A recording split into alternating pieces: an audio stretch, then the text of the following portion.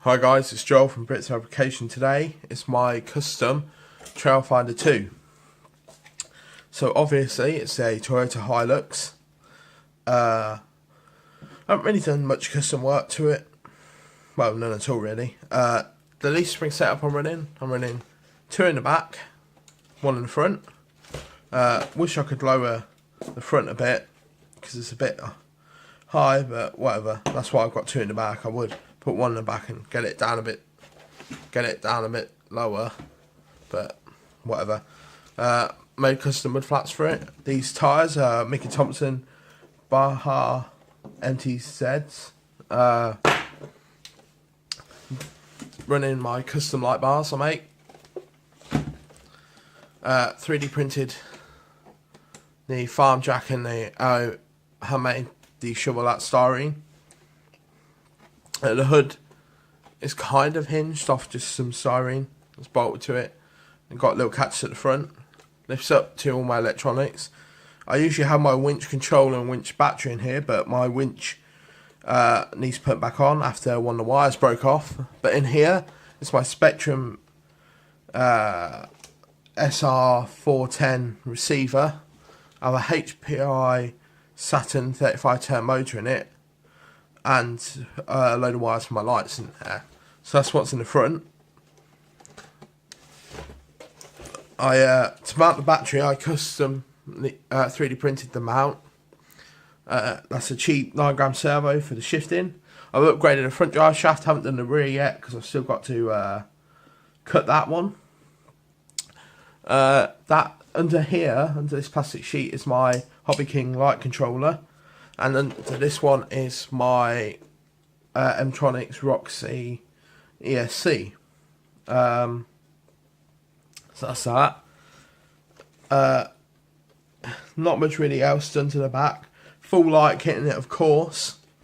So I'll just undo this back cover and I'll show you what is in the bed.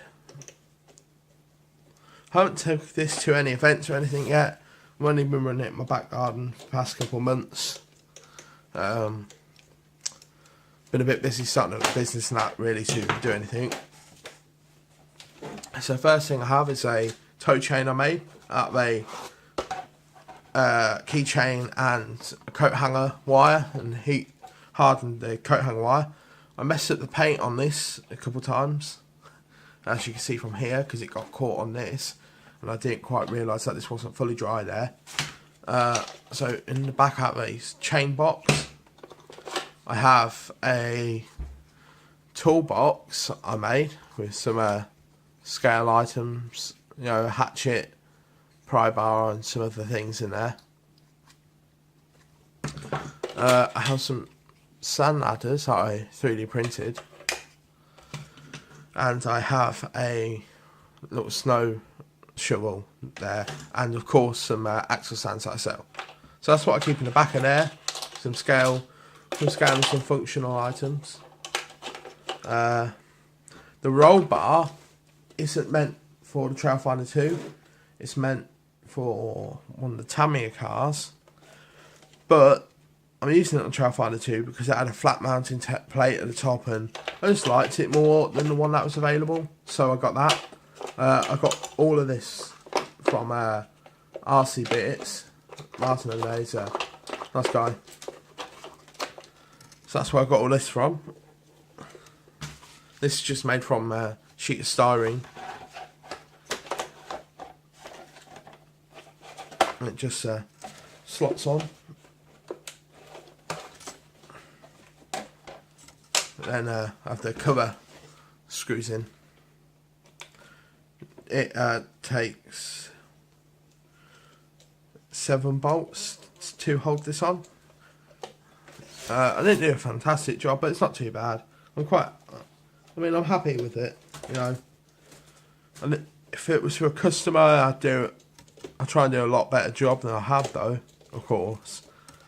But yeah, there's not that many 3D printed parts on this because I haven't needed to. It's got a full dinky RC interior as well, so That's really nice, but I'm not using the dash off it.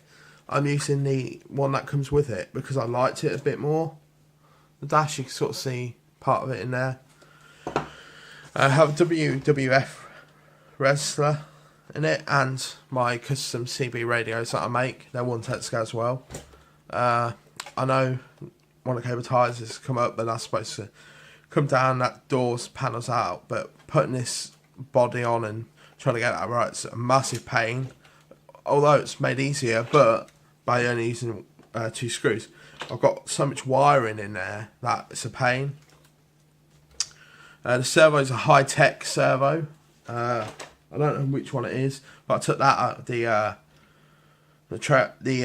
Yota that I had after my old turn servo just melted one day.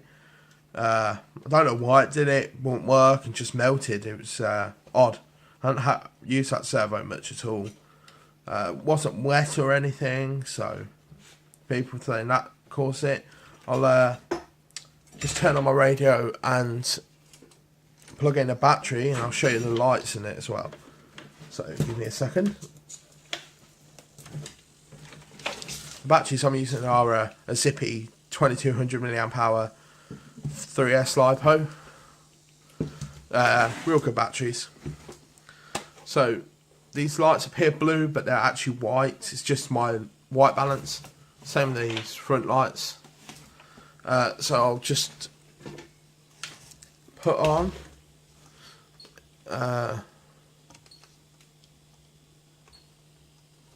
indicators. I'll just turn off the light. There we go. See the indicators a bit better. That's the rear. Front, I mean. That's the rear. It's got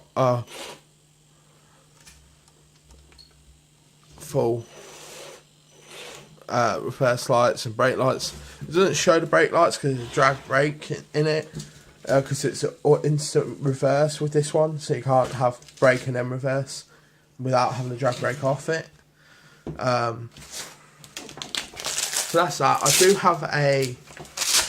do have a Bulldog wireless winch from RC 4-wheel drive for this, but I'm not using it because I need to actually reattach it. To the car. Like I said, it mounts in the bonnet. Got to bolt it on these wires. One of the negative broke off it, so I had to resolder it. It's a good winch, quite strong. Only complaint is that a couple of screws falling out of it, but you know, I think it's worth the money. It is a lot of money, this winch. That's the thing. But I waterproofed it as well. I'm not too bothered about losing warranty by waterproofing it. I'd rather have it waterproof than not. Although I don't really take this car through a lot of water or anything because I'm overly cautious. This is my radio for anybody interested. It's a Spectrum DX4S, and I velcroed my winch controller to the front, just so I can keep it with me. It's 4-channel. Oh, shouldn't do that. Turn this off, you should see it better. Or not. Come on.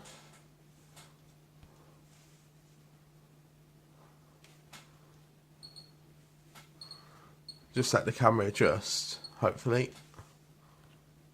There we go. So it's got no end of settings in it. Oh, come on. No end of settings. It's a real good remote. I would recommend it for anybody looking at it. I think it's a 30 model select on it, which is good. I only have my Finder 2 and my CC01 on it. Haven't the XCX10 using its own controller, so that's that. Yeah, recommend it. It's proper good. Takes let's put the light back on.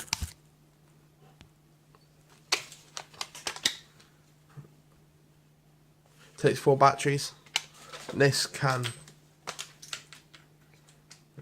well, I've got to the script, but that could take out and you could use a LiPo or LiFe, is it, battery for it. But I'm just using AA, so I don't drive enough to get reason why I should get one of them. But that's my Trailfinder 2. Rate, comment, subscribe, all that. I'd love to know what you guys think to it. I know there's a lot I need to do to it. It's not the best scale. Although it does say 1/10 scale on it. This car is not 1/10 scale. It's 1/9 actually. So, well, it's like 1/9. It's not. It's certainly not 10th scale. If it's 10th scale, the wheelbase would be like here. Here's here rather than here's here. And that's not a massive difference, but it does make a difference. And I am obsessed with scale. Like, for instance, the deadbolt body, which I'll just get, which I think looks a bit like a Bronco. It's a huge body. I mean, if you look at that, compared to my Trailfinder 2, I'll put them side by side.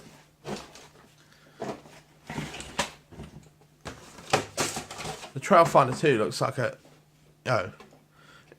it's amazing how big this body is. So, I mean, that's why I believe this is 8 scale. So, if anybody wants a deadbolt body, just contact me and I'll sell it to them. Because I don't use it. As seen with my 610 video, I converted that to a 1934 Ford. So, anyway, thanks for watching. Going over 10 minutes now, so I'll end it. But yeah, thanks for watching.